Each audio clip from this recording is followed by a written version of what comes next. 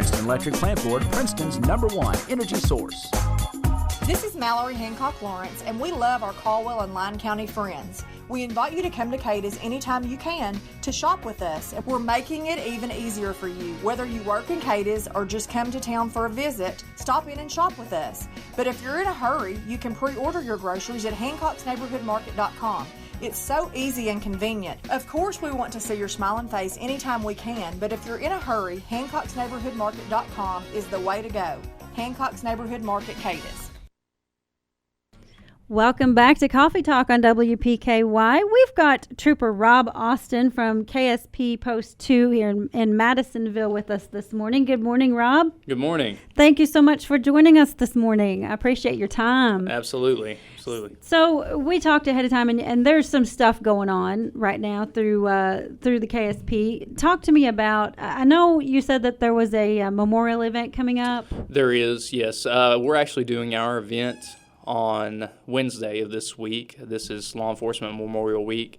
We recognize all the police officers and fallen troopers who have passed away during their line of duty, or line of duty deaths. So we're going to be going out to Salem Church in Morton's Gap and presenting a wreath on Trooper Uzzle's gravesite on Wednesday. And tell me who Trooper Uzzle, tell me that. Trooper Uzzle was a trooper in Pikeville many years ago, and he was on his way to an emergency call, and it was foggy and dark, and a rock slide came down across the road, and they couldn't see it, and when they wrecked, he passed away. And Trooper Ward, we're also recognizing him. He's not buried in this area, but he was working Post 2 in Christian County, and he was working an accident and actually pushed a citizen out of the way of an oncoming car and was struck and killed. So we'll be recognizing him there as well. And I think I read about that a couple weeks ago. We actually reported about that a couple weeks ago about something with Trooper Ward. So I was a little bit familiar with that story from that. Now, every year, so you said this is something you do every year. You do? Yes, we do this annually, and every post does some kind of memorial event, and then we always do a memorial at our academy and headquarters too. So this is annual, and it's kind of a big deal for us. And there's something that takes a massive type thing at in Louisville, correct? Louisville, D.C. has a big event. Frankfurt, Louisville, pretty much anywhere that has a large police agency, they're going to have a big to do. Okay. No, I thought there was something for like families or something that came up, but okay. Gotcha. All right, so what else is going on at KSP? There's quite a bit. People need to be making sure they're wearing their seatbelts coming up soon. We've got some click it or ticket events coming up, so as always, you need to make sure you're wearing your seatbelt, but we're going to be really looking in the short coming future, as we always do. We have Trooper Island camps about to start. School's almost over, and that's a great experience. We take approximately 700 kids across the state who are in need of a good experience. Not bad kids. This isn't something where we go in and we drill them and make them do push-ups and everything else. This is something for kids who kind of need a push in the right direction, who need to see that there's other things outside of what they've got going on at home. And we try to teach them leadership and to be good citizens and things like that. And we, again, about 700 kids is what we end up taking. Post 2 Madisonville, we take anywhere between 32 kids is what we try to take. We take 10 to 12-year-olds, and I'm not full as of yet. So if anyone's out there and they know a 10 to 12-year-old child who's not a bad kid that just kind of needs a positive experience, if they'll fill out an application, they can go on the Kentucky State Police website, go to Trooper Island, and at the bottom of the page there's a tab that says application. Print it out, fill out the application, and get it to me, and then I'll make some calls, make sure the child's a well-behaved child, and make sure that they're actually someone who needs this camp, because we want to it's free. The food's free, the experience is free, the transportation's free. We want to make sure it gets to kids who really need it. And how we do that, it's not raised by tax dollars. It's 100% raised by donations. And outside of donations, we also raffle a vehicle every year, and that's our biggest moneymaker. Some people aren't comfortable buying a raffle ticket. They feel that that's gambling, and that's fine. If that's not your route, if you want to donate money, you can donate online. You can donate to a trooper, however you want to do that. But we also sell raffle tickets this year. We've got a 2019 Corvette Stingray. It's bright red. It's beautiful. Comes with a big warranty. It's got a 6.2-liter engine in it. It's got the carbon fiber removable roof panel. It's got GT bucket seats, 8-way power seated, 8-inch Bose touchscreen. It's got literally all the bells and whistles you would want. And it's $10 a ticket. There's 25,000 tickets in print. We will not print more than that, and oftentimes we don't sell out. So if you buy a ticket, that one ticket is 1 in 25,000, which is substantially better than winning the lottery. Plus, we say all tickets are a winner because you're sending kids to camp. So it's not just about the car. It's about the children. The car is just a benefit. When is the raffle? The raffle is in August. It's always on our state fair. It's the last day of state fair. It's at 3 p.m., and you don't have to be there to win it. You can watch it on Facebook Live, or you can wait for a phone call. I've sold tickets to people in Holland, Australia, England, Denmark, which I guess would be Holland, but all over the place. You don't have to be here.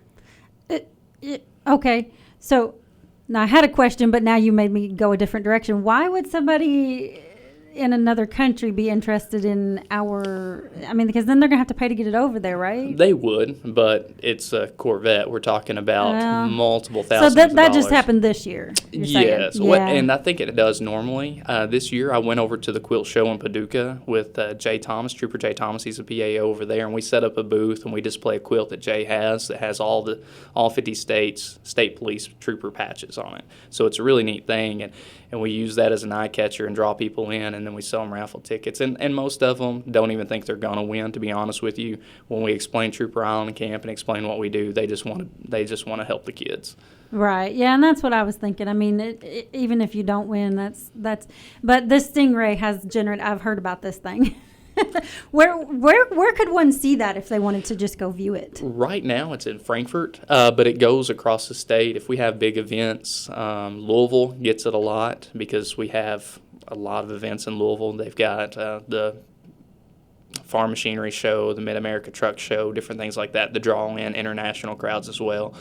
And so we try to take it to the larger events. The Quilt Show, I don't know how we would have got it in the building, or we would have had it there, but that's the easiest thing to do. But when you buy your raffle ticket, the picture of the car on the raffle ticket is the actual car you're getting. So, but it is a beautiful car. I've heard a lot of talk about it. Like I said, I saw pictures of it.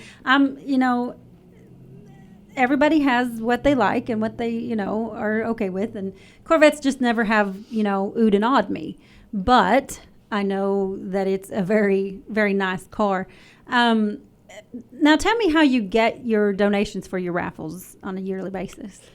What do you mean? Well, you've always got a vehicle. So who donates those? Where do they, do you buy them? We actually buy the vehicle. Oh. Sometimes the dealerships will, give it to us at cost or whatever. We went directly to Corvette, I believe this time, and bought from them.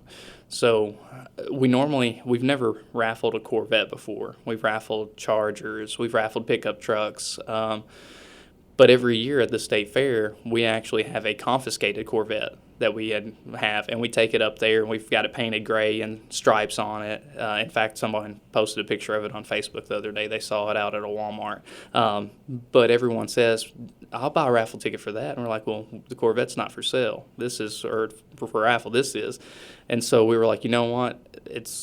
We bought extra 5,000 tickets. We normally raffle 20,000. We went 25,000 this year because we had to pay a little bit more money for the car because it's a Corvette. And we've been overwhelmed with people asking about these raffle tickets. In fact, I just sold my last raffle ticket that I have here last week. So I've got to go to Frankfort and get another bunch. We still have raffle tickets. I've just got to go up there and get another bunch. But you don't even have to buy from a trooper or from a post. You can go online and purchase your raffle ticket, and they'll send it to you. So Okay, which was going to be one of my questions. So you have noticed then an increase in sales this year of the raffle tickets? yes, I have. Absolutely. Do you have any idea of how many so far have sold? I don't. Multiple thousands. I know over 10,000 because we have some troopers that have sold almost 3,000 tickets by themselves, just that, going to these different events. And how does that compare to years past? Like what would you expect to sell? Normally our leading raffle ticket sales, the person who sells the most is usually roughly around 2,500 tickets, and we've got guys that have already surpassed that. So that's a pretty good indicator. Mm-hmm. Are you going to be looking into a Corvette for years ahead too? It depends. If we get close enough to selling out, or if we can sell out, then I would say absolutely. It's definitely drawing a lot of buzz and attention. So that's the good thing. Because anytime the vehicle draws attention, it draws attention to our camp. Because then we get to explain this is why we're doing it. It's not about the car. It's about the kids. Right. And like I said, I have zero interest in the car itself, but I will probably buy a raffle ticket or two just because. And a lot of ladies ask at the quilt show, for instance, a lot of elderly ladies, what would I do with a Corvette? Well, you could drive. Well, I don't want a Corvette. Well, I promise you could sell it and buy virtually any vehicle you wanted. So that's what I was thinking. Now I like the thought of what I could get for it. I like the thought of my bank account increasing. So absolutely, that's cool with me. Right. All right, now let me ask you another question. I'm going to buy a raffle ticket for $10 or two for $20 or whatever. How much does it actually take to send one child to camp? I think the number is approximately $300. Last I checked, it was somewhere between $250 and $300. So a $10 raffle ticket's just a drop in the bucket. But all that combined, we do golf tournaments. Some of the northeastern Kentucky guys just had a big dodgeball tournament. We try to be creative and do different things. Trooper Corey King out of Post 16, the Henderson Post, he's selling raffle tickets to a Trooper Memorial Bowl, or a bow and arrow, like an actual archery bow, hunting bow, but it has all the fallen troopers on it. So, and he's selling raffle tickets to that. So there's a lot of different things that we do to help raise the money. The car is just the biggest moneymaker we have. And by the time that you're done with the raffle and paying for the car, what kind of bottom line do you get usually? I'm not sure, but I know that the car is typically enough to keep the island going, and then everything else just helps to continue on. So, because we do a lot of different things, we make sure that we get snacks for the kids. Of course, a lot of that's donated. The federal government gives us grants to pay for the breakfast, lunch, dinner, because they get 3 meals a day. And then we try to go around and talk to businesses and say, hey, we're going to be going to camp this year. Do you have some Gatorades? Do you have some water? Like for us, for instance, Post 1 and Post 2 always go together, and we're going July 15th to July 19th. So it's going to be hot. So we're going to be going around asking some businesses, say, these kids are going to be out there. It's going to be hot. Is there any way you can help us out with some Gatorade, some water, anything like that? So, and usually businesses give us overwhelming support. So it's not ever hard to get what we need. Another thing about the Trooper Island camp that I didn't say that's a big deal for a lot of people now is there are no electronics allowed on the island. So these kids aren't in front of a video game. They're not in front of a cell phone. They're not in front of a tablet. They're swimming. They're shooting archery and NASP-type bows, youth age appropriate. They're fishing. We have a baseball field. We have basketball courts. We have a playground. So these kids are actually being kids while they're on the island. And at first, they're a little bit shy about it, like, I don't want to be away from the electronics. But when they get there, it's a blast, and they have a great time. And I have a great time. I love being there with them. So okay, so you get to attend the camp. Yes, yeah, I go. Trooper Thomas goes. Whoever the PAO is typically goes, and then we also have other troopers. I think right now I've got 2 other troopers volunteering for sure. I think I have a dispatcher going. So we have multiple hands on deck to help. Plus, the camp has counselors that are there throughout the entire time that actually are, working with the kids on shooting archery. And then we'll go in there and we'll help them too. But so there's a lot of support. There's a lot of eyes on them. It is actually an island. It's Del Hollow Lake. We leased an island in 1965 from the U.S. Corps of Engineers, and we had a long game plan in head and mind, and we've done it. I mean, we make renovations regularly. We just updated our kitchen. We tore down our cafeteria and built a new one.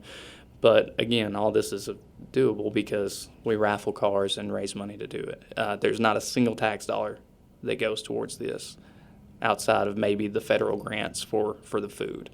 But that is essentially like any of the schools. So the schools run off federal grants for lunch, breakfast, dinner. So it's kind of like a summer feeding program sort of thing. Kind of, yeah. Almost. But everything else is completely us raising money for it. So now you said so that you kind of touched on one of the questions I was going to ask. When did Trooper Island start? So you said it was purchased in '65. Is that when the camp? It was leased in '65, and then it's continuously grown since then. But yeah, we started taking kids out there pretty much as soon as we got it developed. And I can't remember off the top of my head now. I just went blank the first year that we actually started taking kids. But the idea was developed in 1965, and it's right in basically at the county line of Clinton and Cumberland County, or is it Cumberland County? Sorry, mind blank. Okay. But it's an island. We take a ferry. We park there at the boat dock, the bus. Kids unload with all their stuff, and they're looking because we say Trooper Island, but most of them don't have any idea. And then the ferry starts coming across the lake, and we're telling them, put your life jackets on. And they're like, what? What are we doing? We're getting on the ferry. Why are we getting on it? We're going to the island. It's really an island. It's a little over 30 acres, and it's plenty big enough for all the kids that we have. But the thought that they are on an island for a week is the coolest thing to them. Mm-hmm. So, absolutely. Kind of like a Peter Pan type idea, right? Right. Absolutely. Yes, we are going to Treasure Island. We just call it Trooper Island. Yes. Yeah. That's so cool. And, I think it's awesome that you get to be part of that. How long have you been doing that? Last year was my first year. I actually taught school before I became a state trooper. So when I had the opportunity to start getting back with the kids and start helping the kids and teaching, and I took that opportunity. I jumped on it because I love being with the children. I love helping them. And as an educator and as a trooper both, you see what some of these children are going through, and you know that they kind of need to see that there's more to life than what's at home. And that's not all the kids, and that's not saying they have a bad home life, but they're getting to see that there's something else out there too. There's something else out there besides Muhlenberg County. There's something else out there besides Caldwell County. They get to venture off, and it's exciting for a lot of them. We've had over 30 children attend the island camp that have actually gone on to become troopers. So it's a pretty neat experience. That is cool. Remind me again what age group it's for. It's 10 to 12-year-olds. Okay. So right at that age when they're trying to, think about, hey, what do I want to do maybe? Right, yeah, and that's a positive. And especially with the media today, some police officers and some police agencies are scrutinized more than they should be. And so the general public sometimes doesn't see us. In Kentucky, we have a lot of support, and I'll be honest about that. And I brag about our citizens whenever I talk to other troopers in other states. We have a lot of support in Kentucky for the police. But nonetheless, children watch TV too, and they see some of this. So whenever we get them out there and we're playing with them, they see that the police aren't bad people. They're normal people. They're just making people obey the law. We're trying to protect our citizens. So it's an eye-opening for them too. Are you in uniform during the event, during the camp? Not throughout the entire time because we want to play with the kids and engage, but we have a night where we do a memorial and talk about, fallen troopers and different things like that, and then we take all the kids in and in uniform. We have open discussion, and we let them ask us questions. We let them, listen, you're talking to a state trooper right now. You've probably got a million questions. What do you want to ask? What do you want to know? And we're honest with them. And I think that helps. What was the hardest question you've had to answer? I know you've only had 1 year of experience, but Oh man, they're not really hard questions to answer. Why do you want to be a trooper? Why do you put people in jail? It's basically explaining in a non-hateful way of why we're doing. We get to explain our side, because normally when you see the media, the police don't get to explain our side of anything. And so when we get to explain why we did things and how things work, then it's eye-opening for a lot of those children. And that's pretty awesome, seeing that they start realizing, hey, these are actually good people. And and whenever we go into schools, if any of the kids that go to the camp see us, they always want to run up and hug us and give us high fives and everything. So we actually build relationships with these children, and it helps. And it helps them see that, again, there's more out there than what they see. Right, absolutely. You said that children have to meet certain criteria to be able to go to the camp. What sorts of criteria are there? There's not really a set guideline, but we look at it as who needs this camp. So if I were to get more applicants than I have spots available, then I would go through and I would say, okay, are these good kids? Or, do they get in trouble all the time? I might talk to their family resource person at their school. I may talk to a guidance counselor at their school or principal, call them or stop by and see them, say, hey, what's this kid's, situation? Is he a good kid? Does he behave? Does he listen? How about at home? Has he had anything traumatic happen? Does he need this experience? And if a kid's gone through a traumatic experience or something, to that extent, I'm going to try to kind of bump them up on the list. There's not a set specific guidelines that we have to use, but we kind of just judge off of this kid may need it. And a lot of that's through the family resource teachers and principals too. If I have these 5 kids from your school and we're going to take 2 girls and 2 boys, who needs this more? Because they get to interact with the families on a daily basis. Okay. Well, you said at the beginning that you still have some slots available. Yes. So if we maybe have a child in mind, what do we need to do? How do we need to contact you? And tell me the dates again for the camp. The camp is July 15th to July 19th. It is the deadline. I would need them by July at the absolute latest, probably middle of June 15th, I would say, have the applications in. But you can go online, you can print off the application, fill it out in its entirety. If you've got something that's not filled out, then that might knock your kid out of being able to go. So make sure everything's filled out. If it's not applicable to you, put NA, it's not applicable. But make sure you fill everything out. Don't leave everything blank. Then you can get it to a trooper. You can call Kentucky State Police Post and see if someone can pick it up. Or you can drop it off at Post 2 Madisonville. They're on the middle of the WK Parkway, and they'll get it to me. So there's multiple ways to get it to me. I just have to know that your child's wanting to go. So that's one of the big things. All right. Well, Trooper Austin, I appreciate all the information on Trooper Island. I've heard about it for years, just never got all the details like that. So it's really interesting to find that out. Was there anything else you wanted to talk about this morning? No, just we have our Memorial Wednesday. Please, everyone, keep law enforcement in your minds and all the families of those who have died or passed in the line of duty. And that's pretty much the big thing we have going now. So. All right. And one more time, the memorial was when and where? It's at 10 o'clock at New Salem Baptist Church in Morton's Gap. Okay. Do you have that address by any chance? I don't on me, but I do have it that I can get to you. So. Okay. Well, how can we contact you if we have any questions? You can call Kentucky State Police Post 2 and ask about our Memorial Day, when and where. And the phone number to that is 270-676-3313. All right. And remember, Click It or Ticket is outgoing. When does that? The actual kickoff date, I'll have to look and see. That just popped into my mind while we were talking. But you should always wear your seatbelt. Yeah, but it shouldn't matter, you should right? always wear your seatbelt. But just do know that there are going to be eyes on you, and we're really going to be having enforcement details going. So make sure you got your seatbelt on. Make sure you're driving sober, as always, and make sure you're driving under the speed limit or at the speed limit. Don't don't go 100 miles an hour. So. Yeah. You talk about driving under or at. I tend to drive under a lot because I want to save on my gas mileage.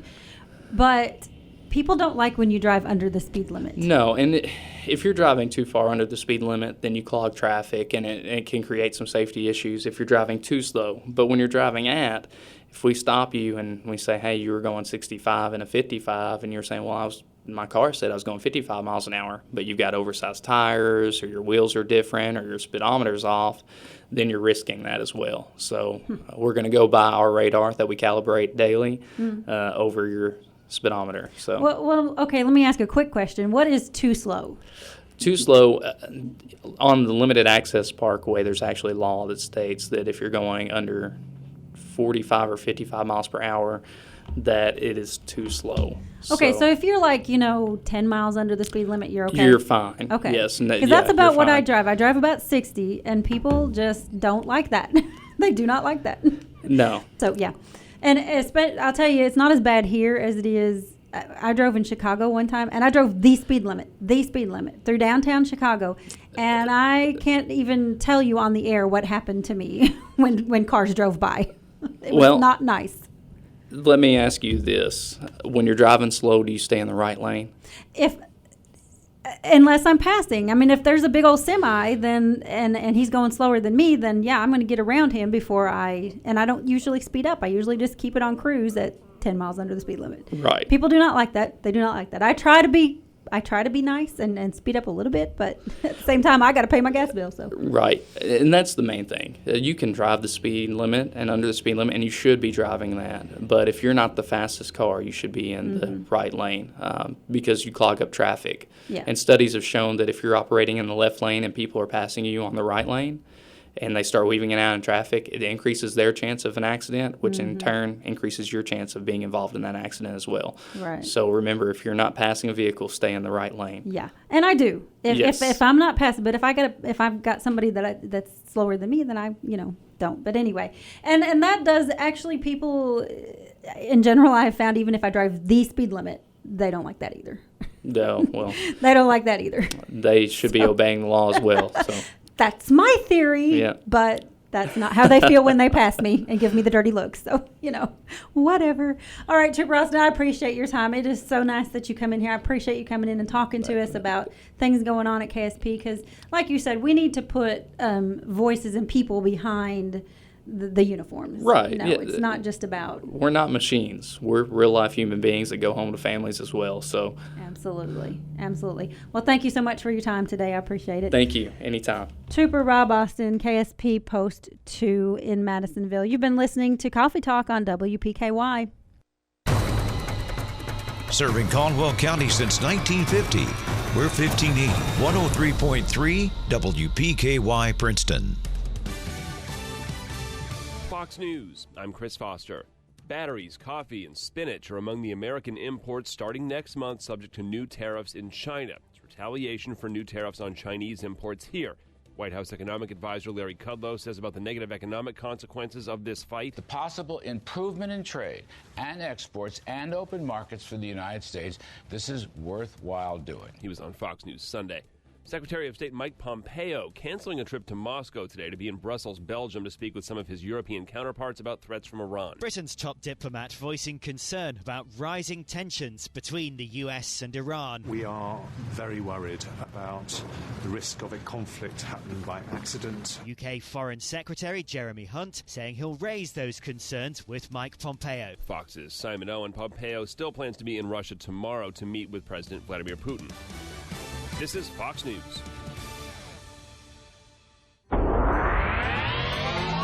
Here's your WPKY Weather Edge Weather Center forecast. Cooler temperatures today, again with partly sunny skies and a high of 66. It's going to stay mostly clear overnight with an overnight low around 46. Tomorrow's going to be beautiful, mostly sunny and a high of 71. A 40% chance of showers does move into the forecast tomorrow night with an overnight low around 52. Chance of showers and thunderstorms for Wednesday with a high of 75. It's going to warm up quite a bit on Thursday with mostly sunny skies and a high getting to 81. Again for today, partly sunny skies with a high of 66. Your WPKY Weather Edge Weather Center forecast is brought to you by Big John's Barbecue. The weather's heating up, which means it's the perfect time to get that next job done. At AutoZone, we have the free services you need to do it right. Like our AutoZone Rewards program. Sign up is free, and you get a $20 reward every time you spend $20 or more 5 times. And right now, get 5 quarts of Pennzoil Platinum Full Synthetic Motor Oil and an STP Extended Life Oil Filter for just $22.99 after a $10 AutoZone gift card by mail. See terms at AutoZone.com/rewards. Restrictions and details in store. Get in the zone, AutoZone. Pros know getting the next job means doing this one right. Lowe's is here to help with brands you need to power through any job, like Hitachi Power Tools, soon to be known as Metabo HPT. Stop in during our Memorial Day sale and buy a Hitachi 10-inch 15-amp table saw for $499 and get a 10-inch compound miter saw valued at $139 for free. Plus, get everyday savings when you buy in bulk, like 20% off in-stock GAF or Owens Corning shingles when purchased by the pallet. Do it right for less. Start with Lowe's. Offers valid through 5/19. See store for details. U.S. only. Need cash fast? Get the money you need. Call ABC Finance now. What if you go to get your mower out and it won't start, or the honey-do list